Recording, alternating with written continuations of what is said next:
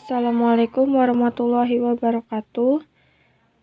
Perkenalkan, nama saya Listia Aprilianti dengan NIM 186220193 dari Universitas Muhammadiyah. Ingin mempresentasikan tentang proposal penelitian yang saya ambil dengan judul Pengaruh Ukuran Perusahaan, Pertumbuhan Penjualan, dan Likuiditas terhadap Profitabilitas. Bab pertama adalah latar belakang. Harapan terbaik perusahaan yaitu mencapai laba yang tinggi. Sebuah usaha dalam mencapai tujuan itu, perusahaan harus bisa beroperasi dengan lancar dan bisa menggabungkan berbagai sumber daya yang ada, sehingga keharusan perusahaan dapat mencapai hasil dan tingkat laba yang optimal. Kelangsungan hidup perusahaan akan dipengaruhi oleh banyak hal. Salah satunya profitabilitas perusahaan itu sendiri. Profitabilitas merupakan salah satu faktor untuk memperkirakan baik buruknya kinerja perusahaan. Return on Asset atau ROA, yaitu profitabilitas yang bisa dipergunakan untuk memperkirakan efektivitas perusahaan di dalam menghasilkan laba dengan manfaat total aktiva yang dimilikinya. Lalu ada rumusan masalah. Yang pertama, bagaimana pengaruh ukuran perusahaan terhadap profitabilitas. Yang kedua, bagaimana pengaruh pertumbuhan penjualan terhadap profitabilitas. Yang ketiga, bagaimana pengaruh likuiditas terhadap profitabilitas perusahaan. Ada tujuan penelitian. Yang pertama, untuk menganalisis pengaruh ukuran perusahaan terhadap profitabilitas di perusahaan manufaktur sektor barang konsumsi yang terdapat di Bursa Efek Indonesia. Yang kedua, untuk menganalisis pengaruh pertumbuhan penjualan terhadap profitabilitas di perusahaan manufaktur sektor barang konsumsi yang terdapat di Bursa Efek Indonesia. Lalu yang ketiga, untuk menganalisis pengaruh likuiditas terhadap profitabilitas di perusahaan manufaktur sektor barang konsumsi yang terdapat di Bursa Efek Indonesia. Di bab 2 ada landasan teori Research Based View atau RBV. Karena penelitian ini dilakukan dengan ketersediaan data yang ada, maka penelitian ini didasarkan pada teori RBV yang berfokus pada beberapa variabel yang dikategorikan sebagai penentu tingkat profitabilitas perusahaan. Teori RBV adalah teori yang menjelaskan pentingnya variabel pada tingkat perusahaan. Weinerfeld 1984, Berne 1991, Mahoney dan Pandian 1992, Amit dan Schoemaker 1993, Petrov 1993. Terpaut dengan teori lain, teori ini membuktikan ternyata faktor utama penentu profitabilitas perusahaan merupakan faktor internal daripada faktor eksternal, menurut Berne 1991. RBV menjelaskan kinerja perusahaan dalam berbagai istilah, antara lain menjelaskan bahwa profitabilitas terutama mengacu pada karakteristik kemampuan dari sumber daya tingkat perusahaan tertentu. Lalu ada kerangka konseptual. Ukuran perusahaan menjadi X1, pertumbuhan penjualan menjadi X2, likuiditas menjadi X3, dan Y-nya yaitu profitabilitas. Pengembangan hipotesis. Yang pertama, ukuran perusahaan merupakan ukuran atas besarnya aset yang dimiliki perusahaan, sehingga perusahaan besar umumnya mempunyai total aktiva yang besar pula.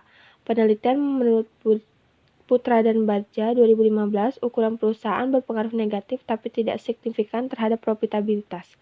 Sedangkan menurut Medi Yustiani 2016, didukung oleh Sukmayati dan Triani 2019, menyatakan ukuran perusahaan berpengaruh negatif dan signifikan terhadap profitabilitas. Berbeda dengan Noviani dan Turangan 2019, ukuran perusahaan tidak memiliki pengaruh terhadap perusahaan.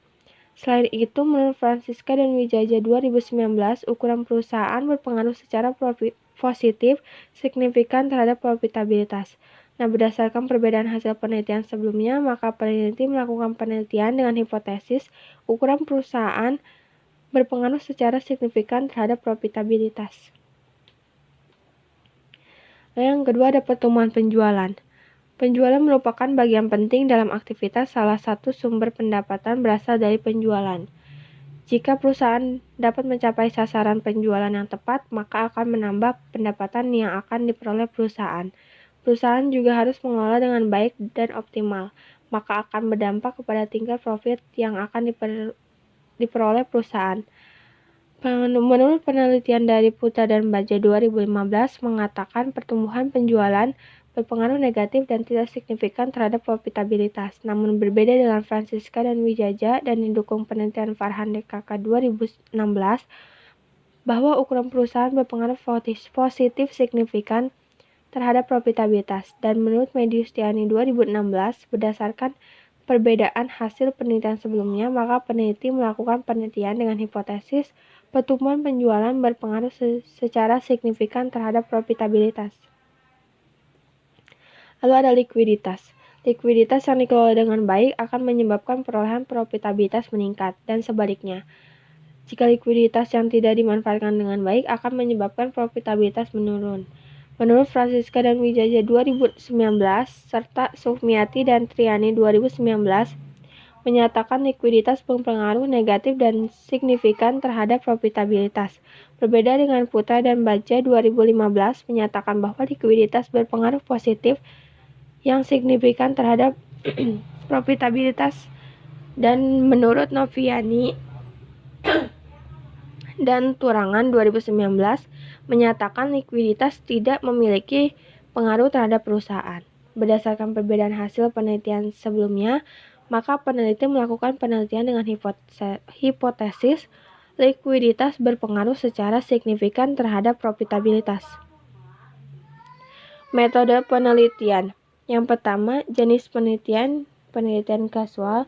Yang kedua, data sekunder. Yang ketiga, metodenya dokumentasi. Definisi dan pengukuran variabel.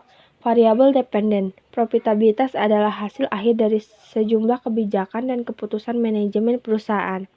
Jadi profitabilitas perusahaan merupakan kemampuan perusahaan dalam menghasilkan laba bersih dari aktivitas yang dilakukan dalam periode akuntansi. Variabel independen. Yang pertama, ukuran perusahaan diukur dengan logaritma natural dari total aktiva. Pertumbuhan perusahaan. Proksi yang digunakan dalam penelitian ini adalah pertumbuhan penjualan, yaitu selisih antara jumlah penjualan periode ini dengan periode sebelumnya dibagi dengan penjualan periode sebelumnya. Likuiditas adalah berhubungan dengan masalah kemampuan suatu perusahaan untuk memenuhi kewajiban finansialnya yang segera harus dipenuhi. Dalam penelitian ini, likuiditas menggunakan rasio lancar. Definisi operasional. Dalam penelitian ini digunakan return on asset atau ROA sebagai proksi dari profitabilitas karena return on asset memberikan penjelasan perihal kemampuan perusahaan dalam memperoleh laba dengan menggunakan aset yang dimiliki. Metode pengambilan sampel. Populasi dalam penelitian ini adalah seluruh perusahaan yang terdapat di Bursa Efek Indonesia, sektor barang konsumsi, sesuai publikasi Indonesia Capital Market Directory. Teknik pengambilan sampel yang digunakan dalam penelitian ini adalah teknik pertimbangan atau judgment, atau proportive sampling. Disebut juga penarikan sampel proportif. Metode pengumpulan data. Uji asumsi klasik yang dilakukan dalam penelitian ini bertujuan untuk menguji data yang digunakan dalam penelitian ini apakah telah memenuhi asumsi klasik, yaitu data distribusi normal, tidak terjadi gejala multikolinaritas, tidak terdapat autokorelasi, dan tidak terjadi gejala heteroskedastisitas. Lalu metode analisis data. Analisis data deskriptif. Yang pertama, uji normalitas. Bertujuan untuk menguji apakah dalam model regensi, variabel pengganggu atau residual memiliki distribusi normal. Model regensi yang baik memiliki distribusi data normal atau mendekati normal. Lalu yang kedua, uji multikolinaritas. Uji multikolinaritas ini bertujuan untuk menguji apakah model regensi ditemukan adanya korelasi antara variabel bebas independen. Model regensi yang baik seharusnya tidak terjadi korelasi di antara variabel independen. Lalu yang ketiga ada uji heteroskedastisitas. Bertujuan menguji apakah dalam model regensi terjadi ketidaksamaan varians dari residual satu pengamatan ke pengamatan yang lain. Jika varians dari residual satu pengamatan ke pengamatan lain tetap, maka disebut homokedastisitas. Dan jika berbeda disebut heteroskedastisitas. Lalu yang keempat ada uji autokorelasi.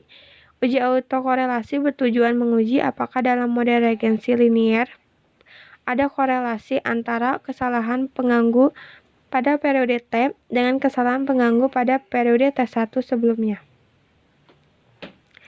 Estimasi regensi data panel. Yang pertama, Common Effect Model merupakan pendekatan model data panel yang paling sederhana karena hanya mengkombinasikan data time series dan cross-section.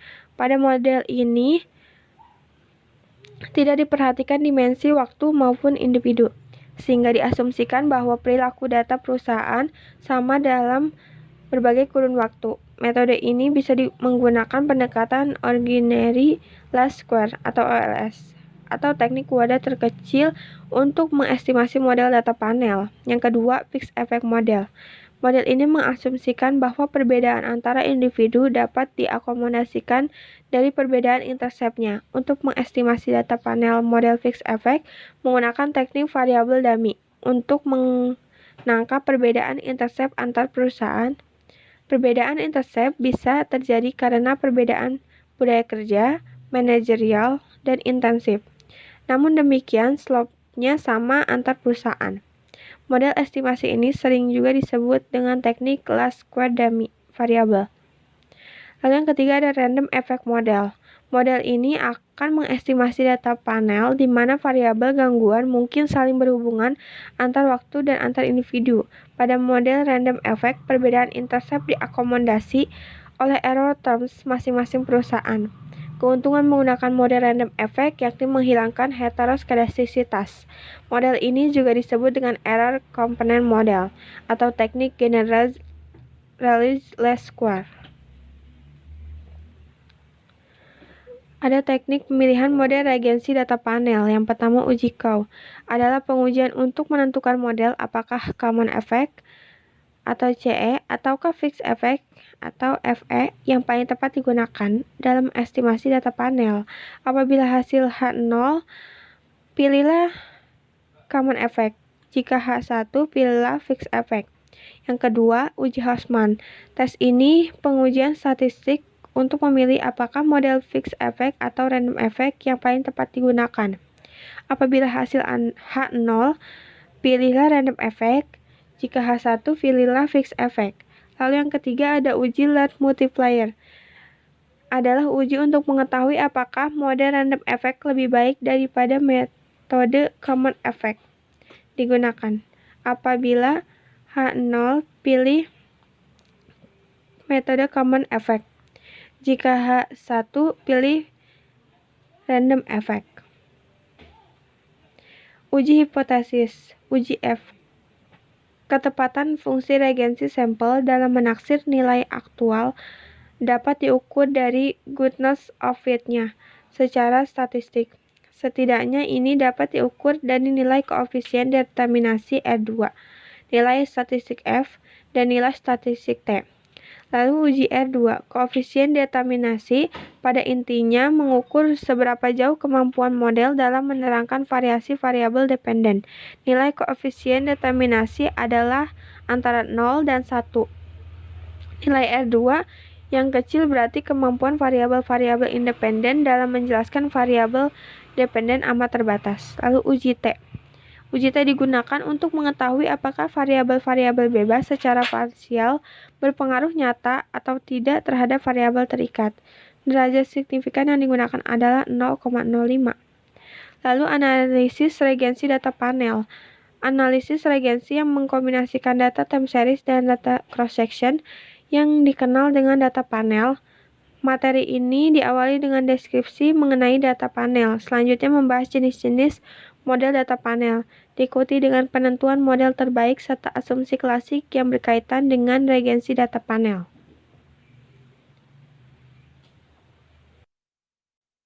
Sekian presentasi dari saya, kurang lebihnya mohon maaf. Wassalamualaikum warahmatullahi wabarakatuh.